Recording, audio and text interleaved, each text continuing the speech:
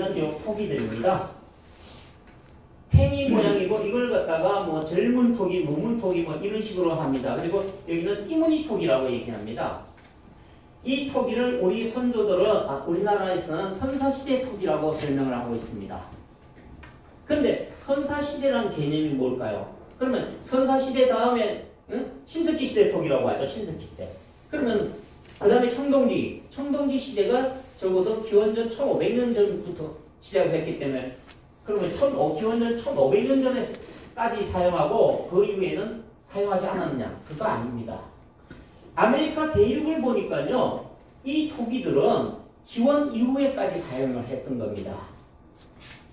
그리고 문제는 우리 선조도 왜 토기를 팽이 모양으로 밑바닥을 뾰족하게 했을까요? 세우기도 나쁜데 아무도 이거에 대해서 설명을 하지 않았습니다. 우리나라 그 고고학계에서는. 그런데 미국을 가보니까요. 미국 인디언들의 토기입니다. 똑같습니다. 모양이. 근데 이게 뭐냐면은 바로 이렇게 강가나 바닷가의 무른 땅에다가 이걸 토기를 이렇게 박았어요. 그리고 주변에 나무를 두고 풀을 지펴서 이 안에서 바로 그 이 물에서 잡은 조개나 생선을 삶아 먹었던 겁니다. 말하자면은 우리 선조들은요, 여기 우리나라에서 고고학은요, 왜 토기를 이렇게 만들었는지에 대해서 설명을 하지 않았습니다. 저도 그게 아니 저렇게 불편하게 세울 수 없게 어떻게 토기를 만들었을까? 그리고 또 제가 국립중앙박물관에 자주 갔는데 거기 있는 해설사가 뭐라고 하냐면은 여기에 물건을 담아두던 용기로 사용했다. 이렇게 했는데 도대체 이걸 어떻게 세웠을까? 이게 큰 의문이었는데 미국에 가니까 백인들이 15세기에 16세기 초죠. 1534년 이후로 미국 쪽으로 들어가니까 거기에 있는 인디언들은요. 아직도 이 토기를 만들어 썼는데 문제는 이렇게 쓰더라는 겁니다. 그래서 백인들이 그려놨습니다. 비로소 이 의문이 풀렸습니다. 그리고 강가에 우리 선조들이 남긴 흔적으로 폐총이 많죠. 조개 묻은 말입니다. 이렇게 해서 먹고는 그 껍질을 갖다가 바로 강가에다 버렸으니 그 폐총이 많을 수밖에. 미국에도 폐총 엄청 많습니다. 자, 그 다음에 또 하나 토기는 우리 선조들이 남긴 토기 중에는 구멍무늬 토기입니다. 그릇의 주변으로 구멍이 뚫어지는데 인디언들도 똑같은 토기를 만들었습니다. 제가 그래서 사실은 그 작년에 아메리카 인디언의 후예, 미군이면서 인디언의 후예가 알게 돼서 그 사람 집에 놀러 가서 너희들의 선조들이 사용하던 토기하고 우리 선조들 사용하던 토기하고 똑같아. 응? 다른 게 없어. 이걸 설명을 했습니다. 하다 보니까 그 사람도 인디언도 놀래요. 너희들 선조들이 하던 말도 똑같아. 왜? 그 친구가 어느 부족 출신이냐면 조타라는 부족의 출신이에요. 조타. 그런데 이걸 설명하니까 그 친구가 이러더라고요. 손. 여기에 왜 구멍 뚫는지 아니? 물어요. 전 모른다고 그랬습니다. 왜? 우리나라 고고학자 중에 왜 여기 구멍을 뚫었는지 설명해 준 사람 아무도 없었으니까. 나 몰라 그랬어요. 심지어 여러분 국립중앙박물관 그 도록을 보면요. 그 토기가 깨끗한데 중간에 구멍을 이렇게 일부러 뚫은 것들도 많습니다. 구멍을 중간에도 뚫어놨어요. 토기고 아니 세계실이 왜 저렇게 뚫었을까? 제 이해가 안 됐습니다. 그리고 오랫동안 그거 찾아봤습니다만은 어디에도 그 토기에 구멍을 뚫은 이유를 설명 안 해놨는데 이 인디언 친구가 말입니다. 그게 왜 구멍 뚫은지 아니? 몰라 그랬죠. 그랬더니 여기 왜 뚫었냐면은 겉에 가죽을 씌우기 위해서였답니다. 그때 가죽을 씌워가지고 여기다 해서 묶었답니다. 이 구멍을 통해 가지고 그래야만이 들고 다니기 쉽고 안 끼어지고 그 다음에 제일 중요한 거는 뭐 물건을 담았을 때요. 음식을 담았을 때 움막입니다. 인디언 집들도 움막이었어요. 그냥 이렇게 음식 담아가지고 바닥에 놓으면요. 사냥을 가거나 일하러 가거나 간 뒤에 음식 냄새 맡고 짐승이 와서 다 먹어버린답니다. 그래서 이거를 움막 안에 이 나무에 매달아 둬야 되는데 매달아 두기가 쉽다는 거예요. 그래서 가죽을 씌우기 위해서 이렇게 했다는 거. 그러면 이해가 되는 거예요, 이제서야. 아, 그러니까 이게 그 가운데도 이렇게 구멍을 뚫어가지고 두 개를 뚫는 토기들도 있더라고요. 그 해가지고 해서 끈으로 해가지고 음막에다 매달았겠죠, 그죠? 그렇습니다. 우리가 해석 못하는, 우리가 이해 못하는 우리 선조들의 토기에 대해서 인디언이 설명을 하고 있습니다. 그 인디언들이 사용한 말이 우리말이었고 걔네들이 팽이치기도 하고 뭐 온갖 풍습으로 우리말을 합니다. 자, 더띠무늬 토기도 있습니다. 인디언 거고 이게 우리 선조들 거죠. 자, 그런데 기원전 수천 년 전 만들어졌다 이러면서 중국인들이 한 몇십 년 전에 그 요동의 적봉에서 이 토기를 발견합니다. 그래서 너무 아름답고 이쁘다. 그래가지고 이걸 뭐라 그러냐면 중화제일봉이요. 중국에서 최고 가는 봉황새다. 이래가 국보로 지정하면서 난리가 났습니다. 중국이 대대적으로 자기네 그 고대의 그 뛰어난 문명을 선전했는데 사실 기원 수천 년 전이면요. 거기 이 요동의 적봉은 동이족의 땅이 있다. 우리 선조들의 땅인데 저들이 자기네 거로 합니다. 그래서 가만히 생각하니 아까 어느 스님이었죠? 그분이 말씀하기를 이제 동이족도 동이족이 중국을 내려와가지고 화족이 됐다. 이런 식으로까지 설명한다. 그러니 그런 식으로 해야만이 이런 것들과 자기네 선조들의 윤리라고 주장을 할 수 있겠죠. 그러면은 우리는 야 그거 아니야. 그렇기는 그 기원 수천 년 그 당시에는 니들은 없었어. 화족은 없고 우리 동이족이었어. 이렇게 주장을 할 수는 있는데 근거 내놔봐. 우리한테 근거가 없습니다. 기록이 없으니까요. 근데 더 웃기는 거는요. 아메리카로 가면 그 근거가 널렸습니다. 보세요. 여기가 이 에스키모 쪽입니다. 에스키모인들이 에스키모가 사는 동토의 땅은요. 토기를 만들 수가 없습니다. 흙이 거칠고 얼어있기 때문에 토기가 못 만듭니다. 그 대신에 뭘 하냐면은 떠내려온 통나무를 가지고서 깎아가지고 이렇게 만들었습니다. 보세요. 그리고 이거는 미시시피 강입니다. 아까 오데오 이런 토기가 무지하게 많습니다. 흙으로 빚었는데 새머리 모양으로 해가지고. 그러면은 이 토기와 같다는 것을 알 수 있습니다. 그런데 바로 이 지역이 이런 토기를 사용했던 그 지역의 지명들부터 생활 풍습까지 그리고 장례 풍습까지 우리 민족의 특징이 그대로 나옵니다. 특히 제가 중요하다고 보는 건 지명입니다. 그네들이 남긴 지명이 우리말입니다. 그러면은 이게 우리 거라는 것을 알 수 있죠. 민족을 구별하는 가장 중요한 기준이 언어입니다. 우리말 중국인들이 아무리 떠들어도 모든 걸 자기네 거라 해도 우리말까지 자기네 말이라고 못하겠죠. 이 토기들이 나오는 이 지역, 이 토기들이 나오는 발굴된 지역, 이 토기들이 나오는 이 모든 지역들의 지명들이 우리말입니다. 그러면 이 아메리카 인디언들이 우리 선조들의 후예라는 것, 그리고 이런 것들도 우리 선조들의 것이라는 것을 간접적으로 증명해낼 수 있는 겁니다.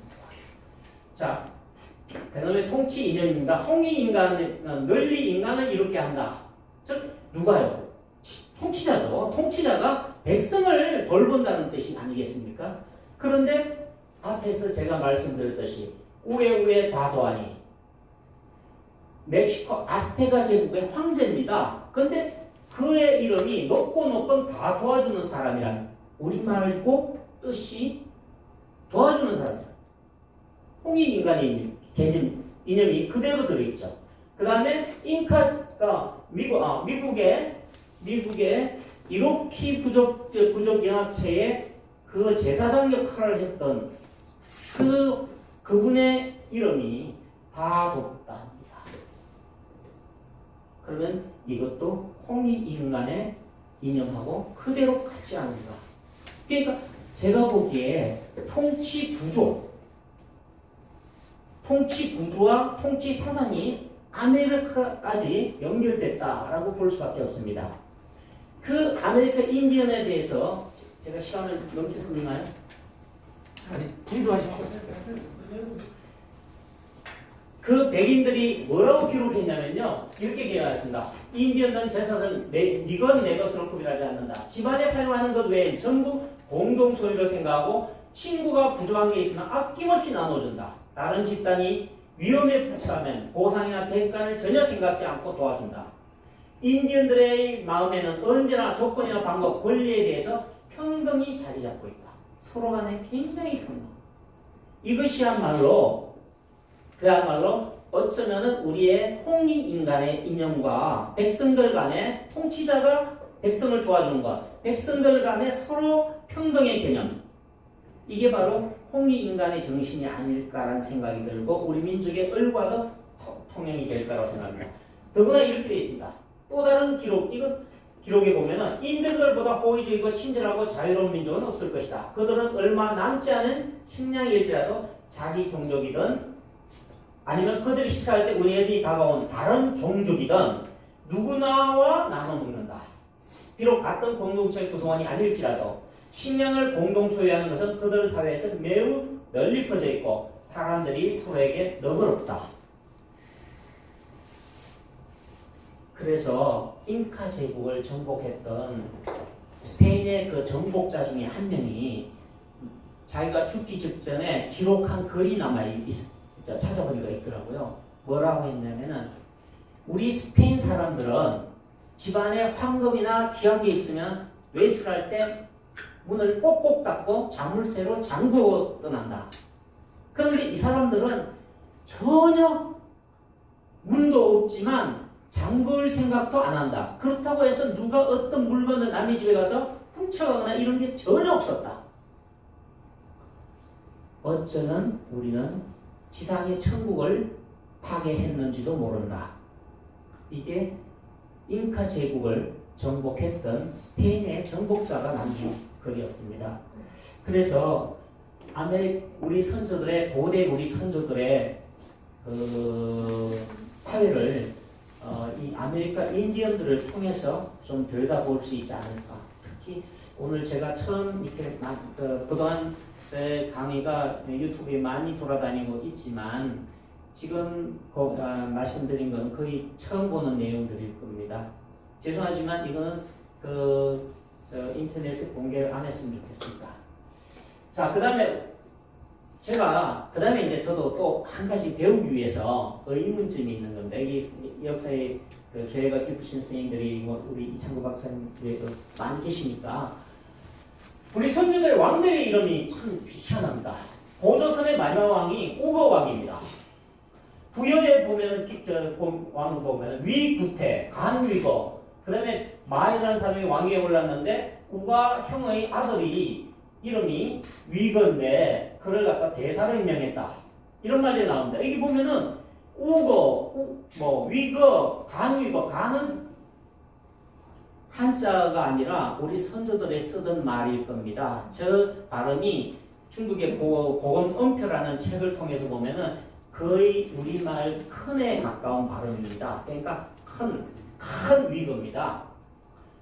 위거. 자, 그렇다면 왜 하필 우거나 위거 이름이 너무 비슷하지 않습니까? 근데 고구려에서도 말이죠. 궁이 죽자, 궁이 죽자, 아들 백구가 왕위에 올랐다. 근데 이 왕은요, 6대 태조왕입니다. 그리고 그 사이에 태조왕의 동생인 차대왕에 올라가고, 그 다음에 태조왕의 아들인 신대왕에 올라가는데, 자, 뭐라고 했냐면, 이모 무자. 이모가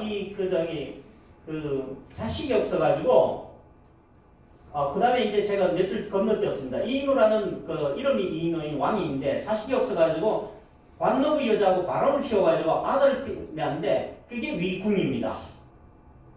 응? 위궁입니다. 그게 누구냐면 신대왕입니다.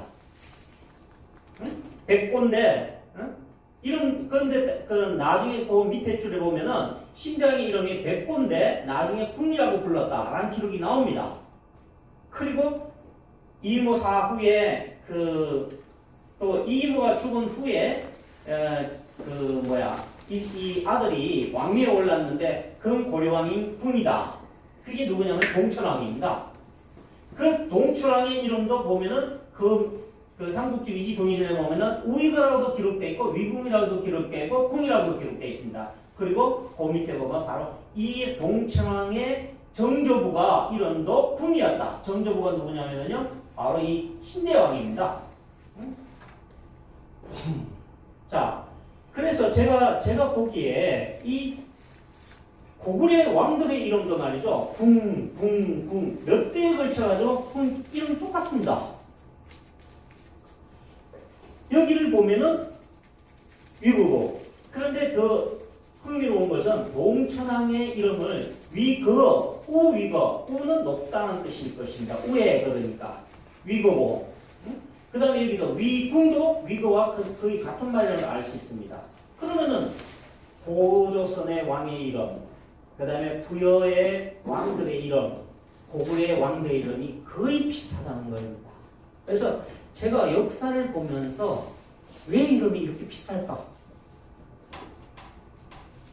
저도 공부하는 입장에서 사실 이거 가있습니다. 해답은 잘 모르겠는데 혹시 그 해답이 알고 계신 스님 계시면은 가르침을 부탁드립니다.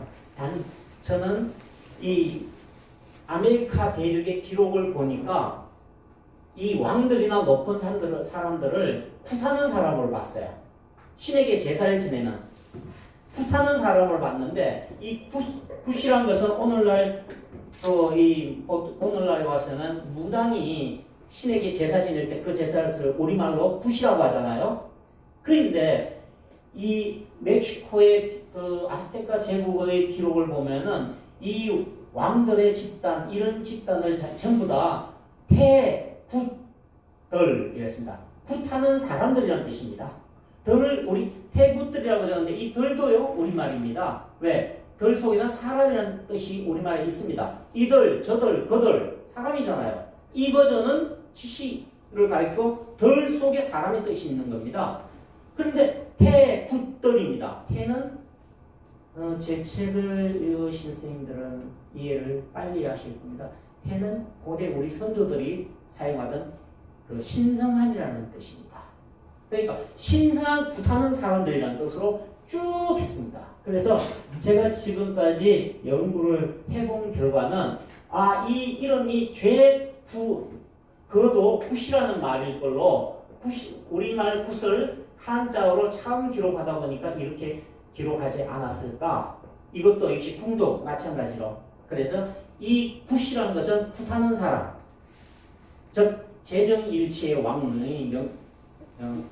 왕을 가리키는 말로 많이 쓰지 않았을까? 멕시코에서는 적어도 재정일치로서 이 높은 왕족들 내지는 이 왕들에 대해서 굿이라는 말로 불렀습니다. 그런데 신기하게도 삼국지 위지 동의전에 보면은 고구려에서부터 부여의 이 왕족들의 이름, 그 다음에 고구려의 왕들의 이름, 그 다음에 이제 그 삼국사기에 보면은 이 고조선의 마지막 왕이 우고왕이라고 그랬는데 웃 높다는 뜻이죠. 그는 굿일 때 추정되고. 그래서 이게 우리말에 굿, 재정일치의 시대에 왕을, 그러니까 신에게 제사를 올리는 사람 내지는 그런 용어가 아닐까. 저는 지금 그 추정은 그렇습니다. 그런데 혹시 다른 그 사실을 알고 계신 선생님 계시면은 가르침을 부탁드립니다. 제 발표는 여기까지입니다. 고맙습니다. 여기 촬영한 거는 자료 화면으로만 사용해 주시기 바랍니다. 마지막 한번 좀 띄워주시고 하나 여쭤볼까요? 네.